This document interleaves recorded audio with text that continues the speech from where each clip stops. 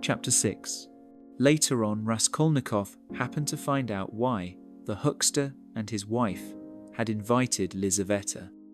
It was a very ordinary matter, and there was nothing exceptional about it.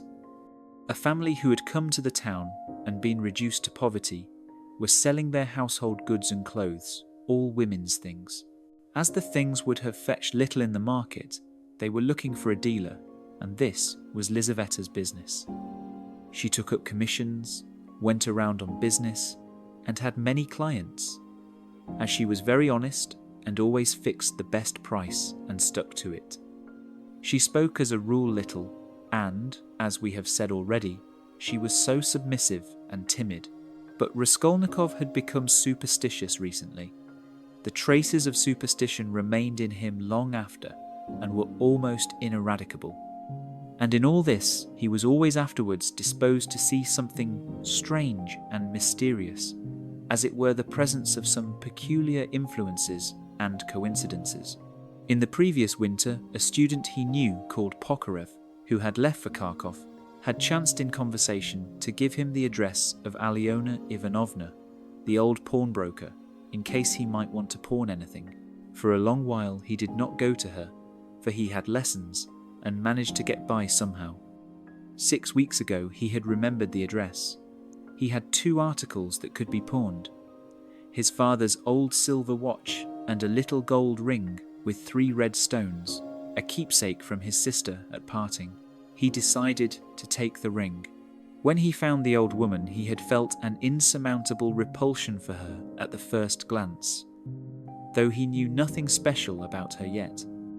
He got 2 rubles from her and went into a miserable little tavern on his way home. He asked for tea, sat down, and sank into deep thought.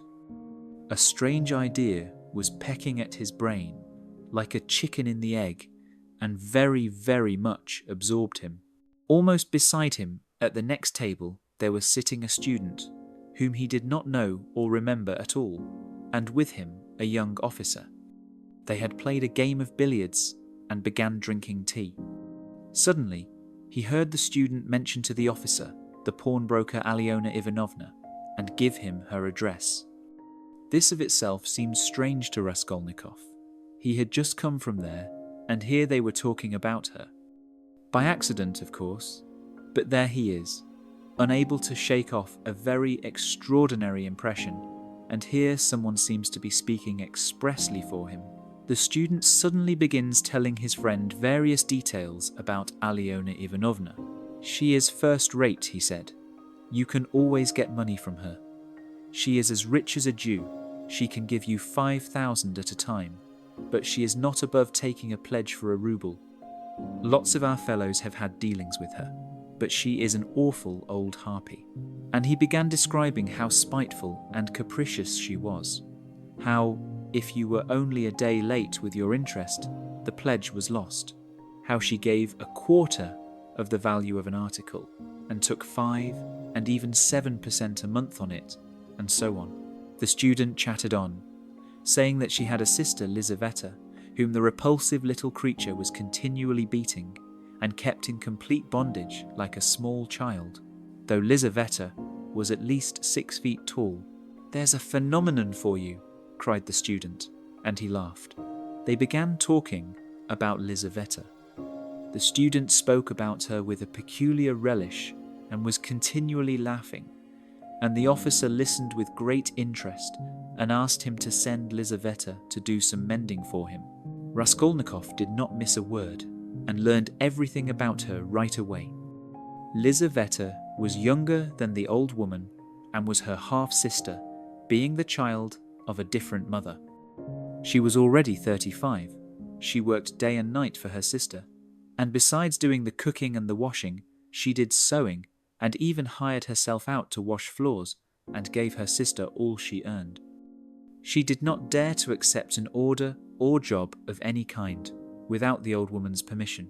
The old woman had already made her will, and Lizaveta knew of it, and by this will she would not get a kopeck, nothing but the movables, chairs, and so on. All the money, meanwhile, was left to a monastery in the province of N, that prayers might be said for her in perpetuity. Lizaveta was of lower rank than her sister, a collegiate assessor's wife, unmarried and awfully uncouth in appearance, remarkably tall, with long feet that looked as if they were bent outwards. She always wore battered goatskin shoes and kept herself clean. What the student expressed most surprise and amusement about was the fact that Lizaveta was constantly pregnant. "But you say she is ugly," observed the officer. "Yes, she is so dark-skinned and looks like a soldier dressed up, but you know she is not at all ugly. She has such a kind face and eyes, very much so. And the proof of it is that lots of people are attracted by her. She is such a meek, mild, gentle creature, always willing to do anything. And her smile is really very sweet." "You seem to find her attractive yourself," laughed the officer, "because she's strange. No, I'll tell you what. I could kill that damned old woman and make off with her money, I assure you, without the faintest conscience prick," the student added hotly. The officer again burst out laughing while Raskolnikov shuddered. How strange it was. "Listen, I want to ask you a serious question," the student said heatedly. "I was joking, of course, but look here. On one side, we have a stupid, senseless, worthless, spiteful, ailing old woman, not simply useless, but doing actual harm, who herself has no idea what she is living for, and who will die in a day or two in any case. You understand? You understand?" Yes, I understand," answered the officer, watching his excited companion attentively. "Well, listen then. On the other hand, fresh young lives thrown away in vain, for lack of support and by thousands, on every side. 100, 1,000 good deeds and undertakings could be done and helped on that old woman's money, which will be buried in a monastery. Hundreds, thousands perhaps, might be set on the right path. Dozens of families saved from destitution, from corruption, from ruin, from vice, from venereal wards, and all with her money. Kill her, take her money, and with the help of it, devote yourself to the service of humanity and the common good. What do you think? Would not one tiny crime be wiped out by thousands of good deeds? For one life, thousands would be saved from corruption and decay. One death, and 100 lives in exchange. It's simple arithmetic. Besides, what value has the life of that sickly, stupid, ill-natured old woman in the balance of existence? No more than the life of a louse, of a cockroach. Less, in fact, because the old woman is doing harm. She is wearing out the lives of others. The other day she bit Lizaveta's finger out of spite. It almost had to be amputated. Of course she does not deserve to live, remarked the officer, but there it is. It's nature. Oh well, brother, but we have to correct and direct nature, and, but for that, we'll drown in an ocean of prejudice. But for that, there would never have been a single great man. They talk of duty, conscience. I don't want to say anything against duty and conscience, but the point is, what do we mean by them? Wait, I have another question to ask you. Listen. No, you wait. I'll ask you a question. Listen. Well, you are talking and speechifying away, but tell me, would you kill the old woman yourself or not? Of course not. I was only arguing the justice of it. It's nothing to do with me. But I think, if you would not do it yourself, then there's no justice in it. Let's have another game. Raskolnikov was extremely agitated.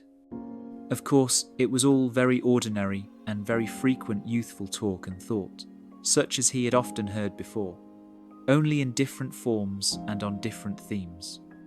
But why had he happened to hear just such a discussion and such ideas at the very moment when his own brain was just conceiving the very same ideas? And why, just at the moment when he had brought away the embryo of his idea from the old woman, Had he happened upon a conversation about her? This coincidence always seemed strange to him. This trivial talk in a tavern had an immense influence on him, as the action developed further, as though there had really been in it something preordained, some guiding hint. When he returned from the Haymarket, he flung himself on the sofa and sat for a whole hour without stirring. Meanwhile, it got dark. He had no candle, and indeed, it did not occur to him to light up. He could never recollect whether he had been thinking about anything at that time. At last he was conscious of his former fever and shivering, and he realized with relief that he could lie down on the sofa. Soon heavy, leaden sleep came over him, as though crushing him. He slept an extraordinarily long time, and without dreaming.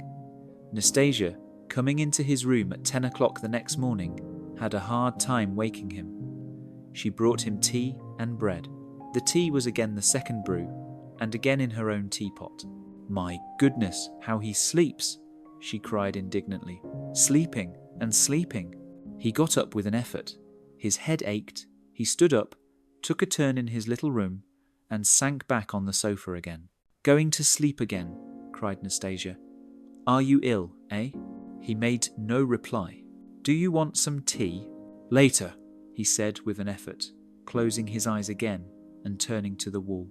Nastasia stood over him. "Perhaps he really is ill," she said, turned and went out. She came in again at 2 o'clock with soup. He was lying as before. The tea stood untouched. Nastasia felt positively offended and began angrily rousing him. "Why are you lying like a log?" she shouted, looking at him with repulsion. He got up and sat down again, but said nothing and stared at the floor. "Are you ill or not?" asked Nastasia, and again received no answer. "You'd better go out and get a breath of air," she said after a pause. "Will you eat it or not?" "Later," he said weakly. "You can go," and he motioned her out. She remained a little longer, looked at him with compassion, and went out. A few minutes later, he raised his eyes and looked for a long while at the tea and the soup. Then he took the bread, took up a spoon, and began to eat. He ate a little, 3 or 4 spoonfuls, without appetite, as it were, mechanically. His head ached less. After his meal, he stretched himself on the sofa again, but now he could not sleep. He lay without stirring, with his face in the pillow. He was haunted by daydreams, and such strange daydreams. In one that kept recurring, he imagined that he was in Africa, in Egypt, in some sort of oasis. The caravan is resting, the camels are peacefully lying down, the palms stand all around in a complete circle. Everyone is eating dinner. But he is drinking water straight from a spring which flows gurgling close by. And it is so cool, and such wonderful, wonderful blue cold water is running among the coloured stones and over the clean sand which glistens here and there like gold. Suddenly he heard a clock strike. He started, roused himself, raised his head, looked out of the window, and seeing how late it was, suddenly jumped up wide awake as though someone had pulled him off the sofa.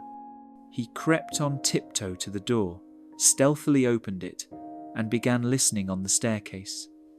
His heart beat terribly, but all was quiet on the stairs, as if everyone was asleep. It seemed to him strange and monstrous that he could have slept in such forgetfulness from the previous day, and had done nothing, had prepared nothing yet. And meanwhile, perhaps it had struck 6.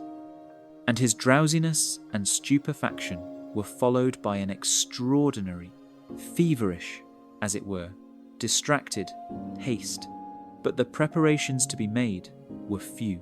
He concentrated all his energies on thinking of everything and forgetting nothing, and his heart kept beating and thumping so that he could hardly breathe. First, he had to make a noose and sew it into his overcoat, a work of a moment.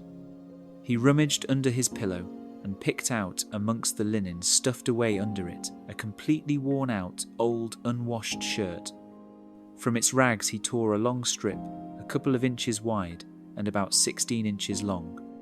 He folded this strip in two, took off his wide, sturdy summer overcoat of some thick cotton material, his only outer garment, and began sewing the two ends of the rag on the inside, under the left armhole. His hands shook as he sewed, but he prevailed, and so well that nothing showed on the outside when he put the coat on again. He had got the needle and thread ready long before, and they lay on his table in a piece of paper. As for the noose, it was a very ingenious device of his own. The noose was intended for the axe.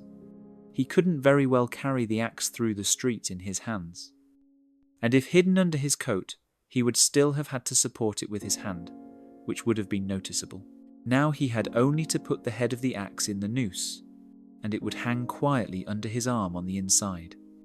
Putting his hand in his coat pocket, he could hold the end of the handle all the way, so that it did not swing, and as the coat was very full, a regular sack in fact, it could not be seen from outside that he was holding something with the hand that was in the pocket.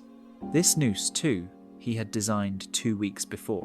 When he had finished with this, he thrust his hand into a little opening between his Turkish sofa and the floor, fumbled in the left corner and pulled out the pledge, which he had got ready long before and hidden there. This pledge was, however, not a pledge at all, but only a smoothly planed piece of wood the size and thickness of a silver cigarette case.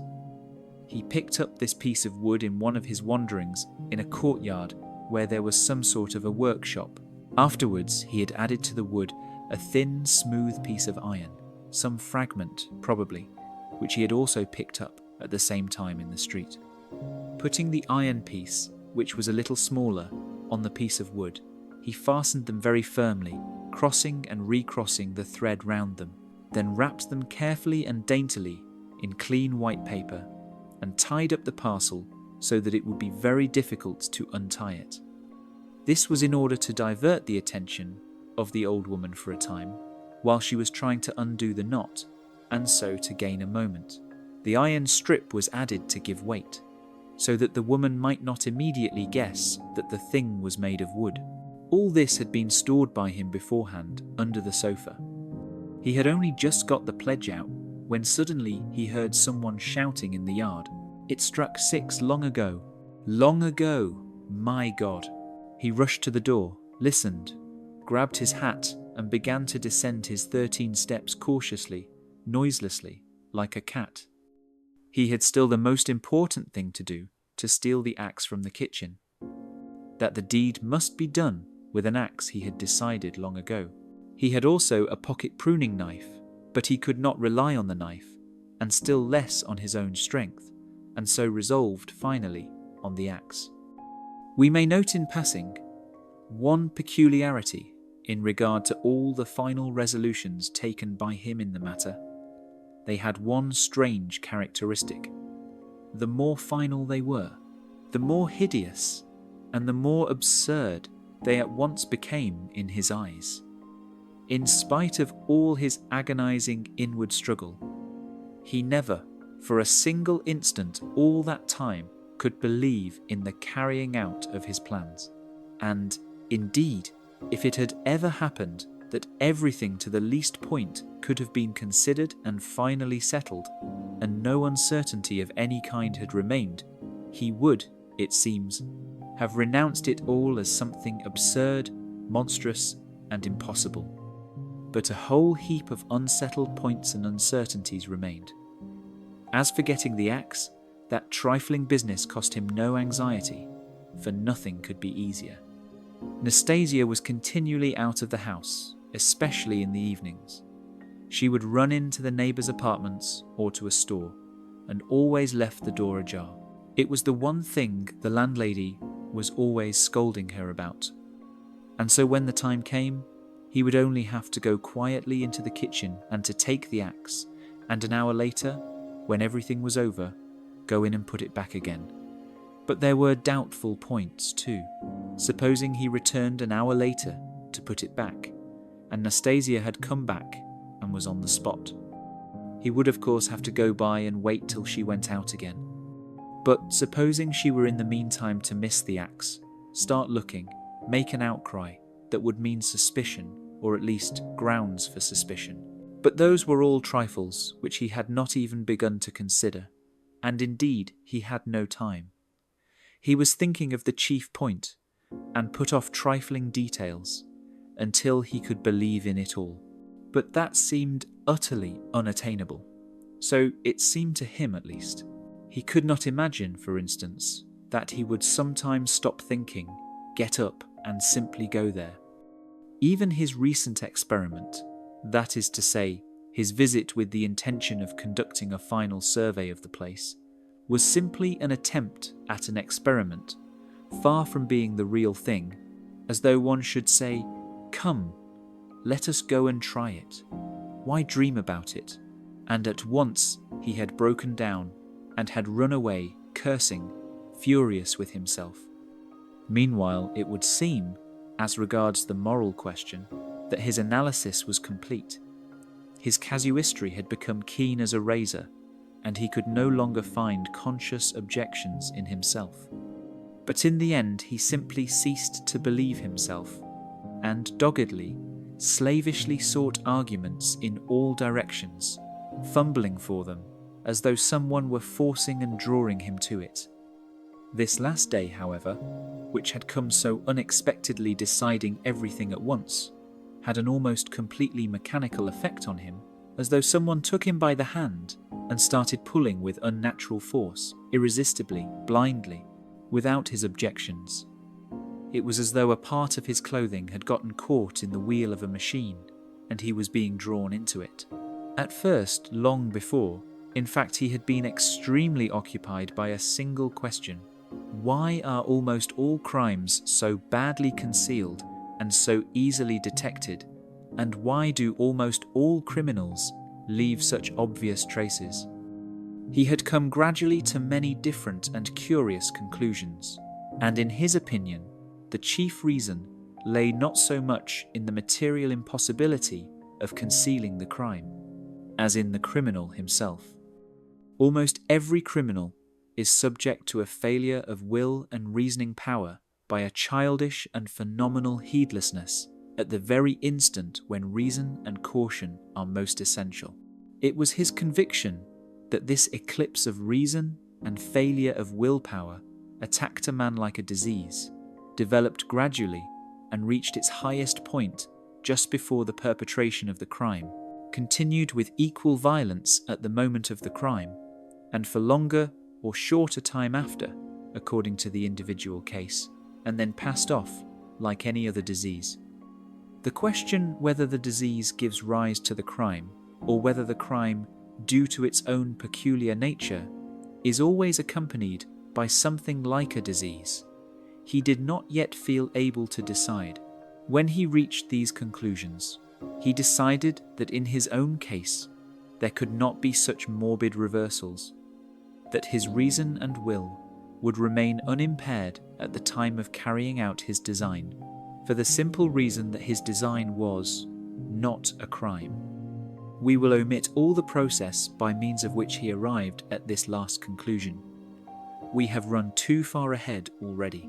We may add only that the practical, purely material difficulties of the affair occupied an altogether secondary position in his mind. So long as one keeps all one's willpower and reason to deal with them, they will all be overcome at the time when once one has familiarized oneself with the minutest details of the business. But the business wouldn't begin. His final decisions were what he continued to trust least, and when the hour struck, it all turned out quite differently, as it were accidentally and even unexpectedly. One trifling circumstance upset his calculations before he had even left the staircase. When he reached the landlady's kitchen, wide open as usual, he glanced cautiously in to see whether, in Nastasia's absence, the landlady herself was there, or if not, whether the door to her own room was closed. so that she might not peep out when he went in for the axe. To his amazement, however, he suddenly saw that Nastasia was not only at home in the kitchen this time, but was even occupied there, taking linen out of a basket and hanging it on a line. Seeing him, she stopped hanging the clothes, turned to him and stared at him all the time he was passing. He turned away his eyes and walked past as though he noticed nothing. But it was the end of everything. There was no axe. He was overwhelmed. What made me think, he reflected as he went under the gateway, what made me think that she would be sure not to be at home at that moment? Why did I assume this so certainly? He was crushed and even humiliated. He could have laughed at himself in his anger. A dull animal rage boiled within him. He stood hesitating in the gateway. To go into the street, to go for a walk for appearance sake was revolting. To go back to his room, even more revolting. And what a chance I have lost forever, he muttered, standing aimlessly in the gateway, just opposite the porter's little dark room, which was also open. Suddenly he started. From the porter's room, 2 paces away from him, something shining under the bench to the right caught his eye. He looked about him. Nobody. He approached the room on tiptoe, went down 2 steps into it, and in a faint voice called the porter. Yes, not at home. Somewhere near, though, in the yard, for the door is wide open. He dashed to the axe, it was an axe, and pulled it out from under the bench, where it lay between 2 chunks of wood. At once, before going out, he secured it in the noose, thrust both hands into his pockets, and went out of the room. No one had noticed him. When reason fails, the devil helps, he thought with a strange grin. This incident raised his spirits extraordinarily.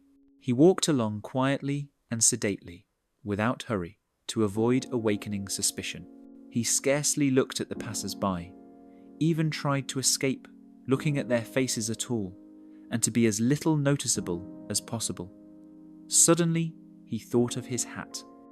Good heavens, I had the money the day before yesterday and did not get a cap to wear instead.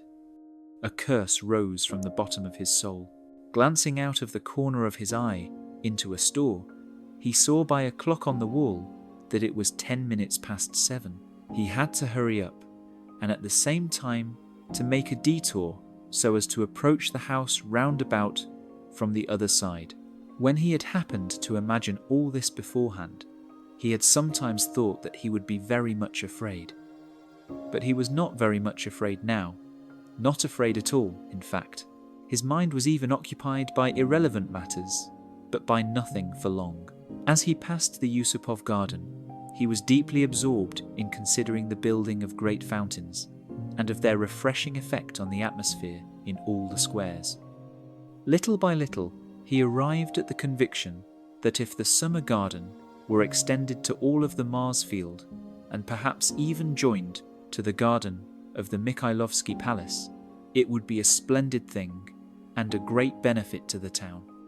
Then he suddenly became interested in the question why in all great towns men are not simply driven by necessity, but in some peculiar way inclined to live in those parts of the town where there are no gardens nor fountains, where there is filth and stench and all sorts of nastiness.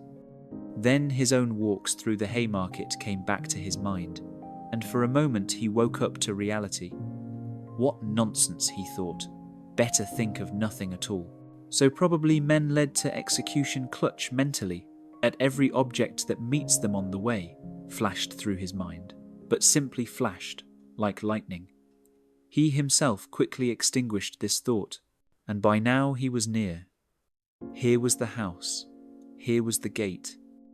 Suddenly a clock somewhere struck once. What? Can it be 7:30? Impossible, it must be fast. Luckily for him, everything went well again at the gates. What's more, at that very moment, as though on purpose, a huge cart of hay had just driven in at the gate, completely screening him, as he passed under the gateway, and the cart had scarcely had time to drive through into the yard before he had slipped in a flash to the right. On the other side of the cart, he could hear several voices shouting and quarrelling, but no one noticed him and no one passed him. Many windows looking into that huge quadrangular yard were open at that moment, but he did not raise his head. He did not have the strength. The staircase leading to the old woman's room was close by, just on the right of the gateway. He was already on the stairs, catching his breath, pressing his hand against his throbbing heart, and once more feeling for the axe and setting it straight, he began softly and cautiously ascending the stairs, listening every minute. But the stairs too were quite deserted at that time. All the doors were shut. He met no one after all. It is true that one apartment on the first floor was wide open, and painters were at work in it, but they did not glance at him. He stood still, thought a minute, and went on. Of course, it would be better if they had not been here, but it's 2 floors above them, and there was the 4th floor. Here was the door. Here was the apartment opposite, the empty one. On the 3rd floor, the apartment underneath the old woman's was apparently empty also. The visiting card nailed on the door had been torn off. They had moved out. He was out of breath. For one instant, the thought flashed through his mind. Should I leave? But he made no answer and began listening at the old woman's door. A dead silence. Then he listened again on the staircase, listened long and intently, then looked about him for the last time, pulled himself together, drew himself up, and once more tried the axe in the noose. Am I very pale? He wondered. Am I too agitated? She is mistrustful. Had I better wait a little longer, till my heart stops thumping? But his heart would not stop thumping. On the contrary, as though on purpose, it throbbed more and more and more. He could stand it no longer, slowly put out his hand to the bell and rang. Half a minute later he rang again, more loudly. No answer. To go on ringing was useless and out of place. The old woman was, of course, at home, but she was suspicious and alone. He had some knowledge of her habits, and once more he put his ear to the door.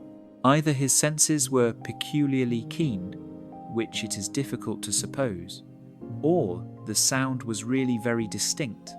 But at any rate, he suddenly heard something like the cautious touch of a hand on the lock and the rustle of a skirt at the very door.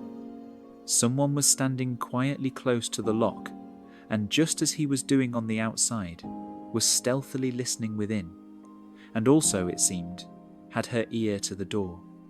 He moved a little on purpose, and muttered something aloud, so as not to give the impression that he was hiding, then rang a 3rd time, but quietly, soberly, and without impatience. Recalling it afterwards, that moment stood out in his mind vividly, distinctly, forever. He could not make out how he had had such cunning, especially since his mind was, as it were, clouded at moments, and he was almost unconscious of his body. An instant later, he heard the latch unfastened.